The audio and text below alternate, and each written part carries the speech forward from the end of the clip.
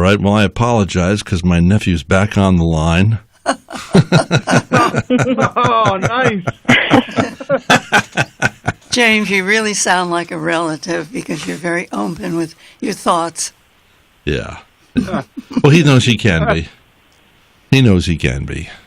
That's what I mean. Well, it's people want to hear people being candid on the show. They don't want us to be reserved.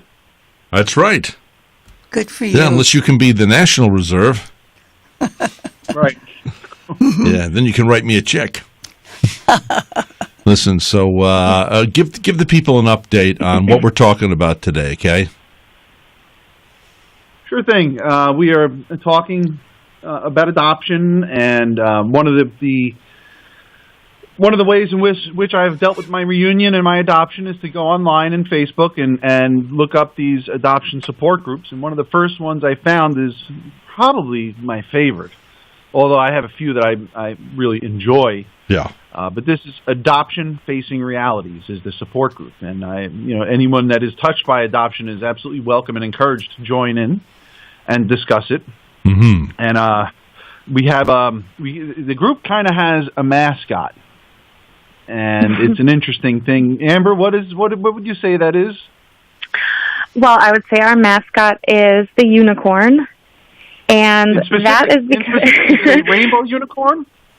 Rainbows and unicorns. The reason for that is because there's always been this idea that adoption is all rainbows and unicorns, and it's all, rosy and puppy dogs and beautiful and a blessing and win-win for everybody, and it's just a beautiful thing.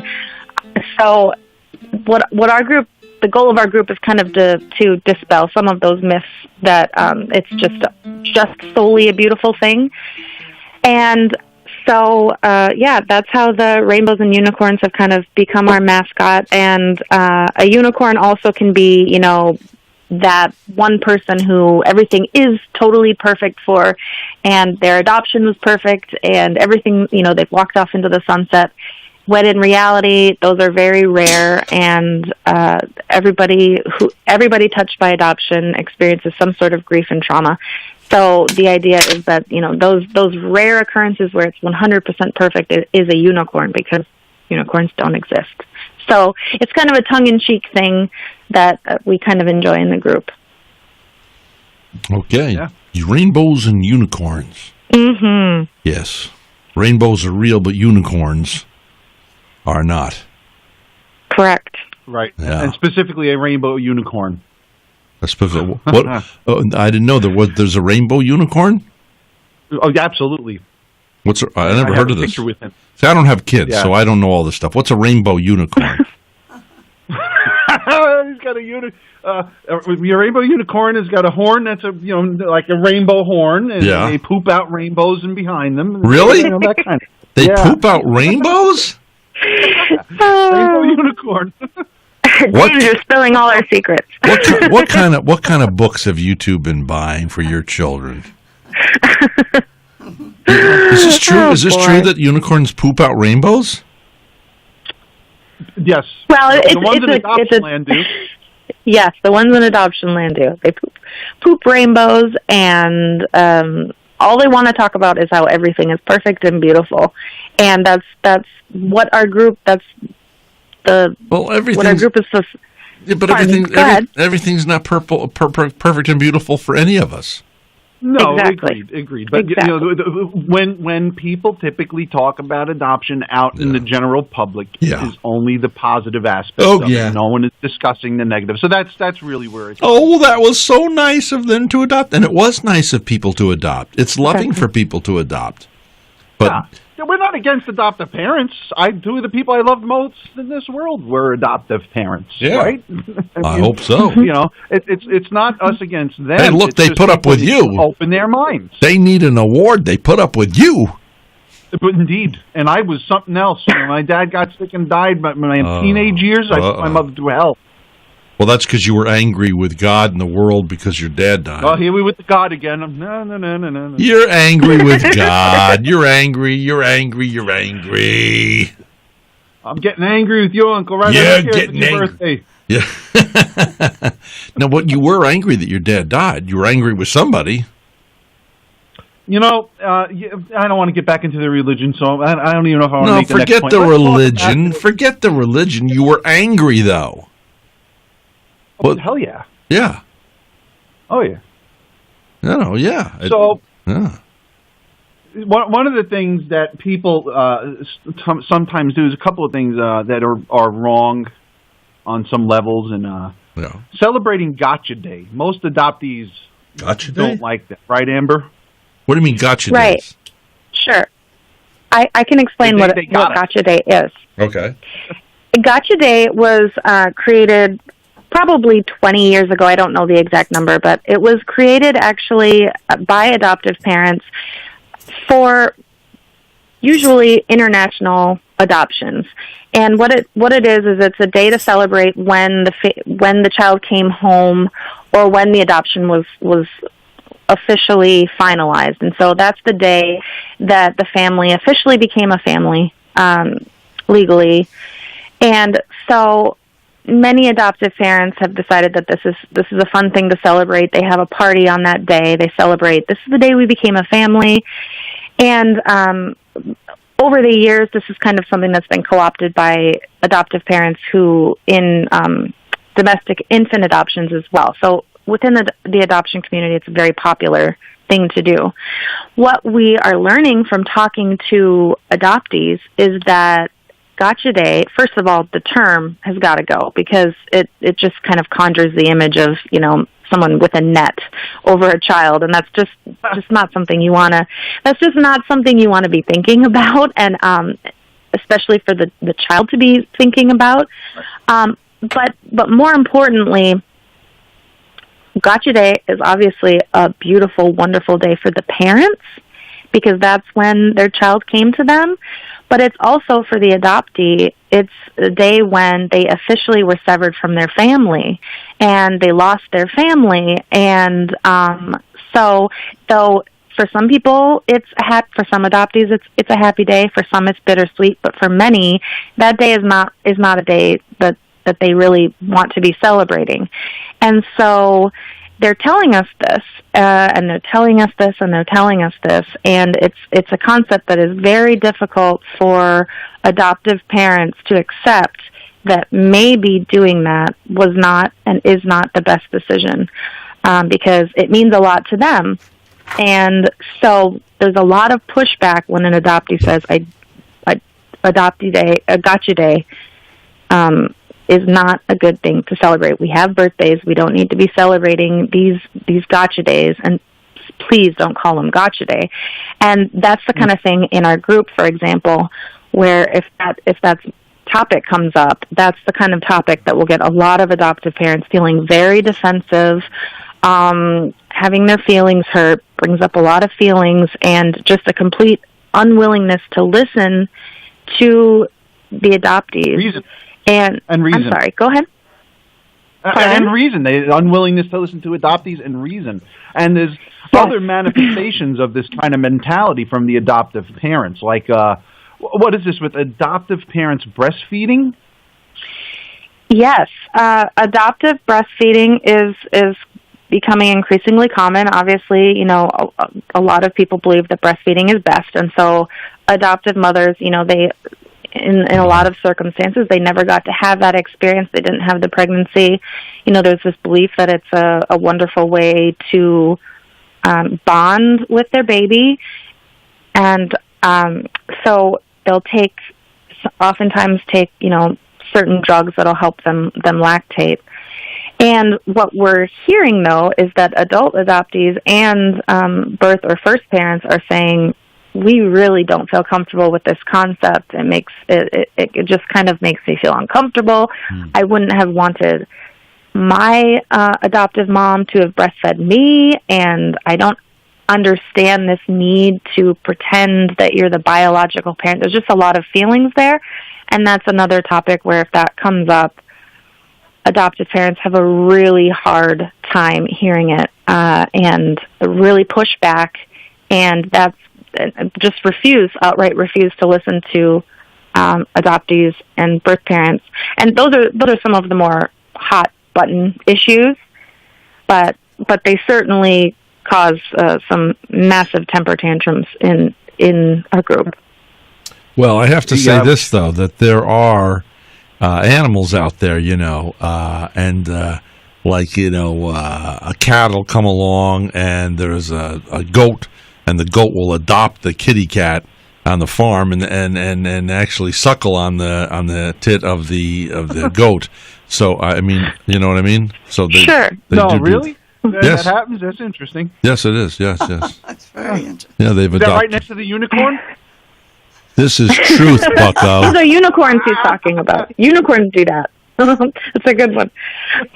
Well, and that's true. But again, you can take your unicorn poop and stick it where the sun don't shine.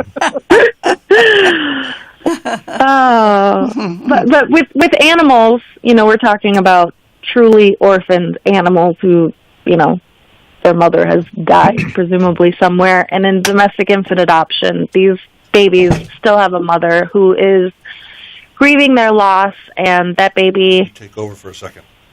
Sure. Go ahead. Yeah. What you're saying. Yes. Mm-hmm. You can continue. Oh, okay. I was just addressing the fact that animals do sometimes adopt other animals, but it's in domestic infant adoption. There's very rarely are these children true orphans. Mm-hmm. That was my point. Yeah. That was my point only. Yeah. And went off on a tangent. Amber, I think it's so interesting. You are representing both sides of this situation, adoption. Mm-hmm. You were adopted. Mm-hmm. You adopted children. So the fact that you adopted children, you really work extra hard at making it so that it's pleasurable for them. There are no consequences or trauma. Right. I think that's a really good point. I wasn't actually adopted, but my older brother was placed for adoption, and being raised by a birth or a first mother, I think that definitely changes my perspective in a lot of ways, because I have an understanding of what that separation truly means, that lifetime of separation, and the fact that when you're separated from a family member for a lifetime, there's no getting that time back. No. You can't get those memories back. I'll never have the relationship with my older brother that I would have had if we were raised together. Well, yes. Look at me and my nephew. Right, I mean, exactly. Selfishly, and you have children. Don't you learn? Every time I get around kids, and I'm not just talking about because they're into computers and they can teach you stuff on Facebook.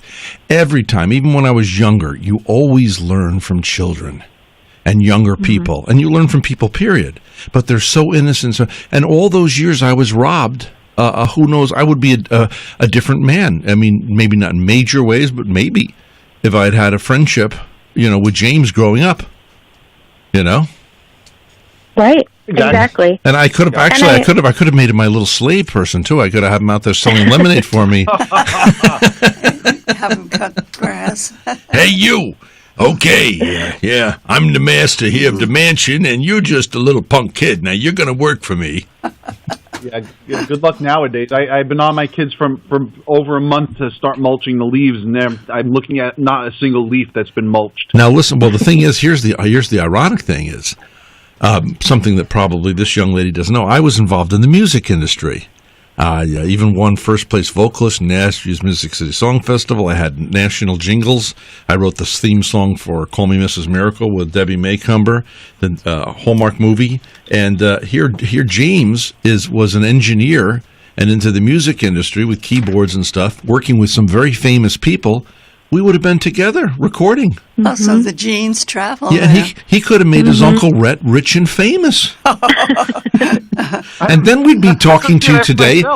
Then we'd be talking to you today, doing my broadcast from my private Lear jet. But James has to put up with the radio show. Okay. But we're all a lot of fun. But the truth is, young lady, you were robbed of knowing your brother. And, and that's special. I mean, you would have had an older brother who protected you, an older brother who encouraged you. My older brother, James's dad, we're like 4 years difference. So I didn't get to go out when he went, but he would always come home with like a rubber knife or a little toy. He was very thoughtful growing up, very thoughtful. And he always protected me. I don't think we ever had a fist fight or anything. He was always looking out for me. I mean, you didn't mess with Scott's little brother, even though I was obnoxious. What a great memory. What a great memory. And that's one of my triggers when I see pictures of my siblings and they're young. And I missed out on that. And like I said, you don't regret your adopted life, but you have these years that and experiences that you'll never have.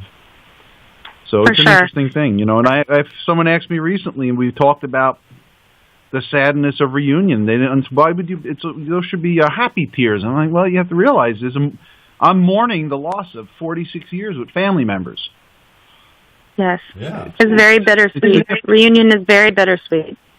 Mm-hmm. Very bittersweet, and I'm extremely lucky in the adopted family I wound up in, and the family that I found. And a lot of people don't get that lucky. Yeah, same here. And I think I don't mean to change the subject, but a little bit here is that this is kind of what open adoption is hopefully supposed to be taken care of. Is that, well, because the adoption's open, there isn't this unknown 20 years, and then you reunite.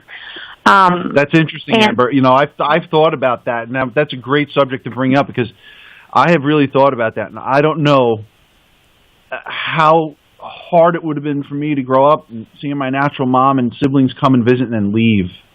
Yeah. I don't know. Yeah. And that's exactly, and that's what we're learning because adoptees who were raised in open adoptions are starting to grow up. They're starting to speak. And what we're learning is that what seemed to be this win-win, mom gets to, go on, do the college, do whatever, and then the child gets to be raised in this family, but they still get to have that relationship. But what we're learning is that repeated separation in and of itself is its own trauma. And that's another thing that is really, really difficult for adoptive parents and hopeful adoptive parents to hear, because we want that open adoption to be the answer, the cure to this adoption trauma that we don't want to exist, because we love our children so much. We don't want to hear that they are experiencing this pain. But what we're learning is that open adoption comes with its own challenges, and that's one of them. And I've thought of that many times. If my brother had been in an open adoption and we had seen each other and then been separated and seen each other and been separated, that would have just been kind of a repeated trauma. So that's something that adoptive parents are having to think about now, and it's really not a fun thing to think about. And a lot of adoptive parents just don't think about it and don't want to talk about it. But both of you are making a big difference. You're communicating. You're telling us what to avoid, how to change things. That's very important. Thank you, I think that's the goal of the group. And if it weren't for adoptees like James and my co-administrator of the group, who is a first mom, and other first parents and first families, and for being brave enough to walk into a room full of adoptive parents who they know are not going to necessarily want to hear what they have to say, but to continue to come back and share and share and share with the hope of making it better for our kids. And I don't know what I would know that I would be parenting completely differently if it weren't for these groups and for these adoptees like James being willing to share. Well, there's healing in community. There's no doubt about it. I know that James doesn't want to believe in God, but that's okay. But I believe in the family, the family of man.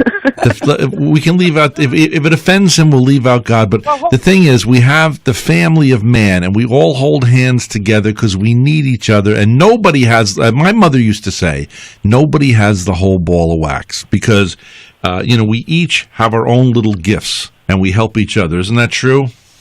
Yes. Before we get off the subject of the open adoption, I just want to make sure I point out one thing in this show that maybe not everyone realizes. Yeah. And it's especially important for an expected mother that may be listening to this to understand. Yeah.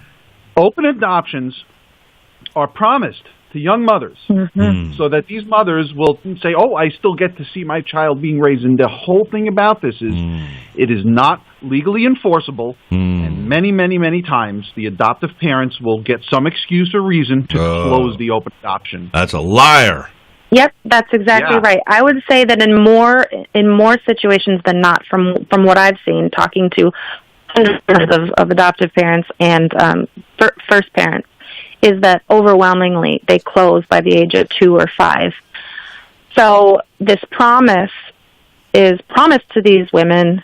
They enter into the adoption thinking that they will be a part of their child's life for the next 20 years, and when indeed they're not. And so that's another thing that our group really wants to address, is that you cannot do that. It's wrong.